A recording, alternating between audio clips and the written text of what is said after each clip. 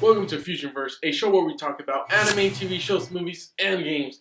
And as you can tell from the title, this is my top 5 Christmas movies that you need to watch.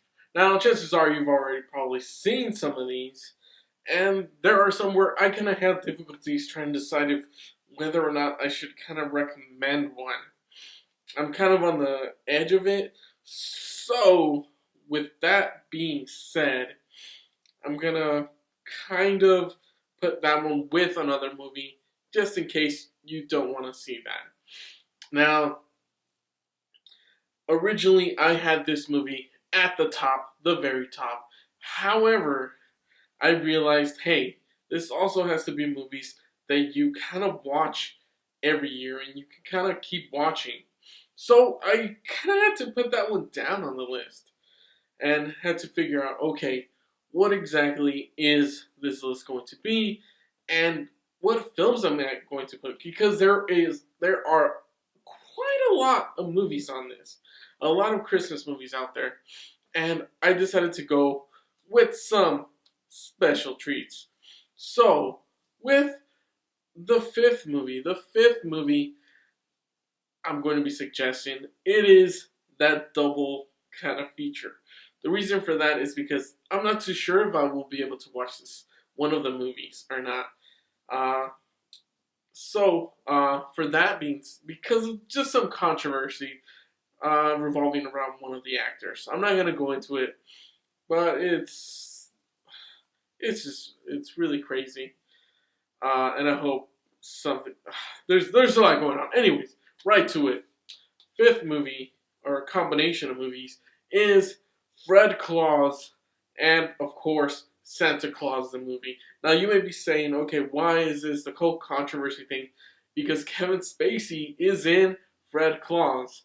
Now, that doesn't take away from what the movie is trying to tell you and what it's trying to convey. But he is in the movie, so I just wasn't sure if you would be interested in watching that or not. I haven't seen it as of late, and I'm not sure if I will be able to see it. If I'll have some kind of remorse against Kevin Spacey for what he did or involved with the movie. I'm not sure. Hopefully, because it is a good movie. Hopefully, I can still watch it and enjoy it. But the other movie, if you don't want to watch Fred Claus, is Santa Claus the movie. Now, this is not the Tim Allen one. This is actually kind of like the origin of Santa Claus. It's a very nice movie, very sweet. I believe it came out in the 80s. And it's something very, just very genuine about this. And just like the whole Santa Claus and the elves and just everything that's happening, the toys, and kind of like how it comes to modern times and what kids want, what they expect. You get to see a lot. It's really entertaining.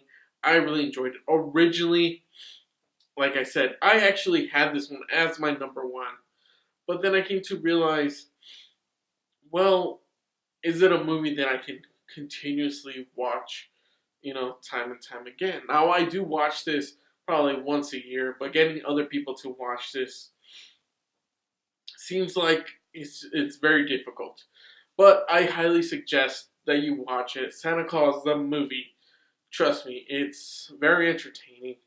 I really love it. It's in the fun and joy of Christmas. And you get to see a lot of interesting actors as well come out in this movie. Now, moving on to the fourth movie. And that would have to be Santa Claus. Santa Claus with Tim Allen. This one is honestly very entertaining, very fun to watch. I know that there's multiple Santa Claus movies out there of Tim Allen as well, but this one to me kind of stood out the most from those other movies. It's obviously him kind of taking the mantle from Santa Claus after Santa Claus has an accident, of course. But it's a lot of fun. You get to see kind of that transformation and everything that's happening over time. I highly suggest watching this. The kids will love it. These are definitely all family friendly movies, and they're a lot of fun. So definitely watch this. I enjoy it. I watch it probably almost every Christmas. Now, moving on to the third movie. This was something that's very tough trying to decide exactly what movies to put there. Now, obviously, uh, a lot comes to mind of what exactly should take that spot. But I believe that should belong to the Muppets. The Muppets Christmas Carol. Now, it's been a while since I've seen it, but I'm gonna watch it again because this movie, yes, it has the Muppets, but it has kind of some serious tones and things where it's like kids can watch this. If you know what a Christmas Carol is and, and how intense it can be, this is kind of like a fun little twist to it. Something that's very entertaining and that even the kids can watch. Something that's just a lot of fun. It just, sends more of a good message. Like I said, there's a lot, and I just kind of had to narrow it down to these few. But I believe A Muppet's Christmas Carol definitely deserves to be in the number third spot. Okay? So don't hate, appreciate. Because it's very entertaining, which I'm definitely going to watch. Definitely going to watch it today and just enjoy it. Now, number two, numero dos on this list. Oh, man. This is probably one of the toughest things where you kind of have to.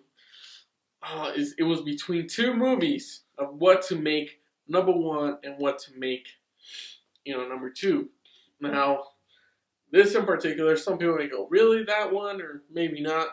Well, it's very tough. But number two, I believe, has to go to Nightmare Before Christmas. Now, I know you're thinking, what? Why isn't that one number one? And you probably think, no, what's going to be number one? But the main reason, okay, a lot of it, I really enjoyed it. It does have that kind of Halloween effect to it as well, because it's taking place, kind of through Halloween, leading up to Christmas. But it just has this feel of Jack Skellington, and everything that's transpiring for him. He wants to, new holiday and everything.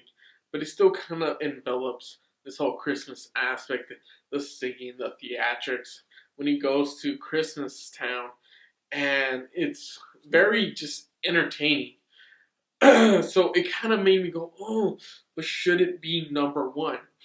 And I guess for that reason, because it is kind of still in the Halloween-esque field, I can't give it that number one spot. But also because there's one movie that I honestly could just, I don't want to say watch over and over, but since we've seen it, I have my brother who watches that over and over, the number one pick over and over, because he loves it. Me personally, took me some time. I was like, wait a minute, I've gotten that movie. I got that movie as a Christmas present. I got this movie. It was like Christmas present with a PlayStation 2 or something, and we could play it. It was a DVD. It was a whole spectacle, and honestly, it was very entertaining, and I just loved it. And it really envelops the whole aspect of Christmas and what Christmas is. And then it's just a classic, The Grinch.